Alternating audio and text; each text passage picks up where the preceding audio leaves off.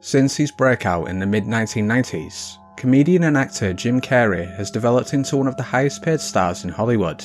Far from a typical celebrity, however, Carrey is a spiritual existentialist who has often spoken about the philosophy of the self.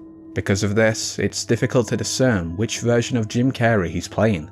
In 2013, the comedian appeared on the late-night talk show Jimmy Kimmel Live.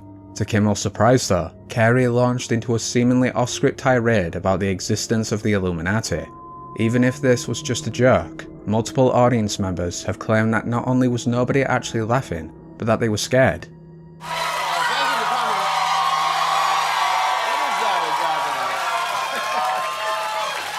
Is that a gang sign? Have you, Oh, like you don't know what it is. You don't know what that is. I have no idea. You don't know. Jimmy Fallon doesn't know. David Letterman doesn't know. We don't know. All the comics and show business don't know what this is. Right? Yeah. What is it? Come on, Jimmy.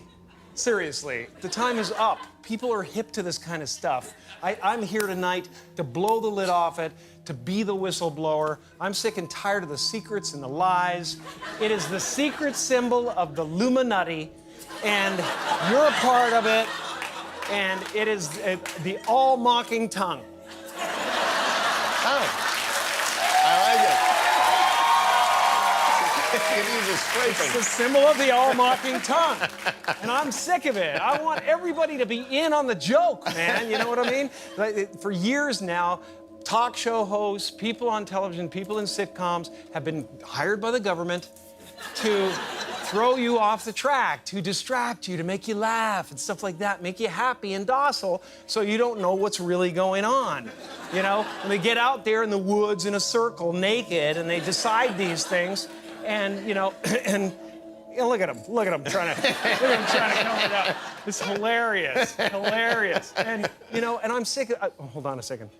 You know what they're trying to do? Who? This thing is buzzing, hold on. They're trying to turn us into, you know, consumer drones of some sort. Hold on, I just gotta get this. And, yeah. Yeah, listen, I'm in the middle of blowing the lid off some,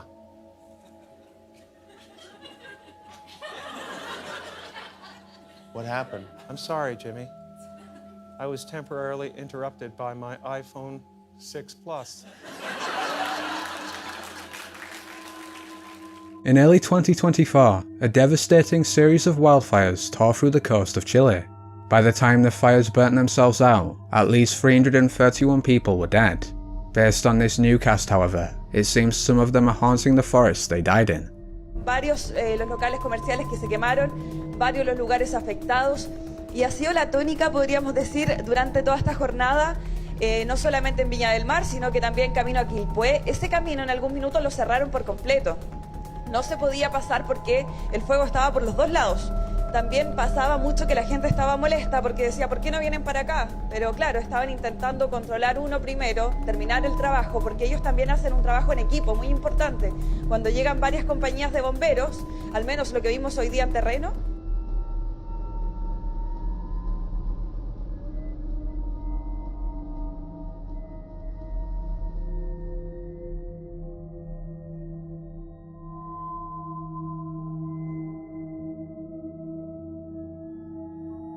As of the writing of this video, Princess Kate Middleton's last public appearance was on Christmas Day 2023. The official explanation given for this is that she is undergoing cancer treatment, yet some believe that the truth is significantly more sinister. On April 23, 2018, Kate gave birth to her third child, Prince Louis. Just several hours later, she and her husband Prince William appeared on the steps of St Mary's Hospital to present their baby to reporters. But while most viewers were focused on the newborn prince, others were drawn to Kate's red dress. Indeed, while the dress was standard, it bore a striking resemblance to the one worn by Mia Farrow's character in the 1968 horror masterpiece, Rosemary's Baby. For those unfamiliar with the film, it follows an expectant mother who learns that she is the victim of a satanic ritual to birth the Antichrist.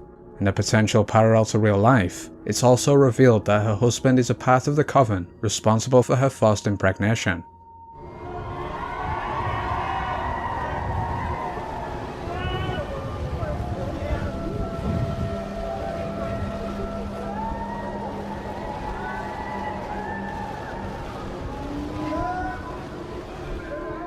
Regardless of whether this was a coincidence, rumours of satanic influences within the royal family have only festered with this recent portrait of King Charles III. When mirrored, the painting allegedly depicts the demonic visage of Baphomet. Fittingly, in an interview discussing his process, the artist stated that he was attempting to convey who Charles really is. Depending on your beliefs, he undoubtedly succeeded. Nearly 3 years after the September 11th attacks, the 9/11 Commission concluded that the collapse of the Twin Towers was due to a combination of the aircraft impacts and the ensuing jet fuel fires. Someone who apparently determined this an hour in, however, was the so-called Harley Shirt Guy. Believed by conspiracy theorists to be a government stooge, he expertly relays the official narrative word for word, even referencing the phrase Ground Zero long before it entered the public lexicon. Concurrent to this, meanwhile, a man in black ominously looms in the background. While this may still be an innocent bystander, the reporter instantly cuts the interview after he murmurs the word, "yeah." It was like a movie, but you watched the planes hit the towers. I was watching with my roommate. It was approximately several minutes after the first plane had hit.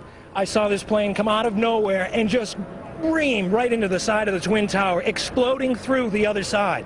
And then I witnessed both towers collapse, one first and then the second, mostly due to structural failure because the fire was just too intense. Obviously, there were a lot of people inside the buildings at the time. Two guys from the 7th precinct, the 1st precinct, the fire department right here, the 7th truck, those guys are all right there at Ground Zero when those things went down. And I'll tell you, that's a wake-up call when you see cops running for their lives, and people too, women's pushing baby carriages, that sort of thing. Well, you had the first tower first. That one, when that first went down, it just pushed everybody back, and it was a good 15 minutes before the second tower finally collapsed. Yeah. And it was just overwhelming, and by that point, it was just insane. Well, I'm hearing a lot of similar stories from people who were inside the building. Following the close of this interview, the reporter turns to a man wearing a face mask. Unlike the first alleged actor though, this one is seemingly caught off guard. The rescue workers and the emergency crews to the building. There were police officers there and emergency crews there when this was all happening, and they were right at Ground Zero when it all went down. So can we talk to you? What's your role out here right now? I'm just standing by right now. Can't say what role I'm playing right now. Well, there's a lot of standing by. There's also concern that some of these other buildings... A self-described exarch of hell, Anton LaVey was the founder of the Church of Satan. Originating at a time when occultism was overtaking California, the church achieved enough popularity that LaVey was invited onto the Joe Pine Show. Once dubbed the nuisance of broadcasting, Pine said he preferred to be known as the Devil's Advocate. Ironically, it was this interview with an actual Devil's Advocate that may have led to his untimely death. After being ridiculed from the start of the broadcast, LaVey offered to show Pine the signs of the curse. When the talk show host mocked his hygiene, however, some viewers claimed that the Satanist stealthily made the same hand gesture at him. Would you like me to show them how the sign of the curse works? The sign of the curse? Completely different. How does it go?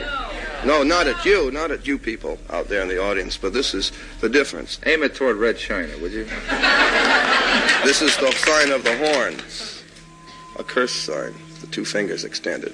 This way, spread apart for sort of shotgun blast, you know. I always all over, figured if I ever met the devil, he'd have dirty fingernails. Go on. No, they're not. Yes, they are. Where? Dirty fingernails.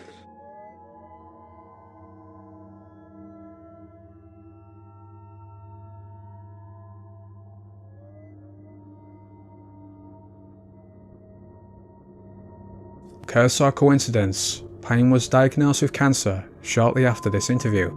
2 years later, the talk show host passed away at 45. This though isn't the only death that LaVey is alleged to be responsible for.